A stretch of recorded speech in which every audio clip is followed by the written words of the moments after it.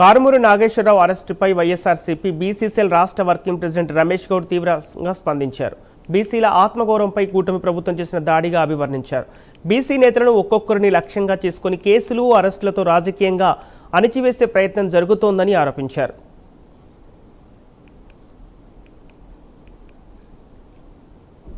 సంవత్సర కాలంగా బీసీ నేతలను ఏ విధంగా ఒక్కొక్కరిని ఒక్కొక్క విధంగా ఒక ప్రణాళికాబద్ధంగా అరెస్టుల రూపంలోనూ, కేసుల రూపంలోనూ రాజకీయాలకు దూరం చేసేటటువంటి కుట్రపూరితంలో మనం చూస్తా ఉన్నాం. అందుకు నిదర్శనమే ఇవాళ ఒక మాజీ మంత్రి కారుమూరి నాగేశ్వరరావు గారు, ఒక బీసీ నేత, బడుగులకు అండగా ఉన్నటువంటి జగన్మోహన్ రెడ్డి గారి నాయకత్వాన్ని గౌరవపరిచేటటువంటి ఒక గొప్ప వ్యక్తి.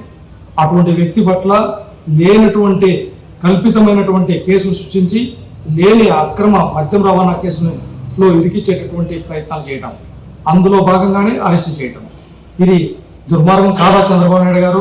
ఇది బీసీల ఆత్మగౌరవాన్ని దెబ్బతీయడం కాదా? ఎందుకు ఇవాళ ఈ విధమైనటువంటి వాతావరణాన్ని ఈ రాష్ట్రంలో తీసుకుని వస్తున్నారు? ఇప్పటికీ ఎంతో మంది బీసీల నేతల్ని, విరూపాక్ష నాయుడు గారిని కావచ్చు, సీదిరి అప్పలరాజు గారిని కావచ్చు, జోగి రమేష్ గారిని కావచ్చు, విడుదల రజనీ గారిని కావచ్చు, చింతాడ రవికుమార్ గారిని కావచ్చు, ఇలా చెప్పుకుంటా పోతా ఉంటే ఎంతో మంది బీసీ నేతల్ని మీ యొక్క కుట్ర కోసం, మీ యొక్క స్వార్థం కోసం, మీ యొక్క స్వలాభం కోసం, మీ యొక్క రాజకీయం కోసం బలిపశువులు చేస్తున్నారా?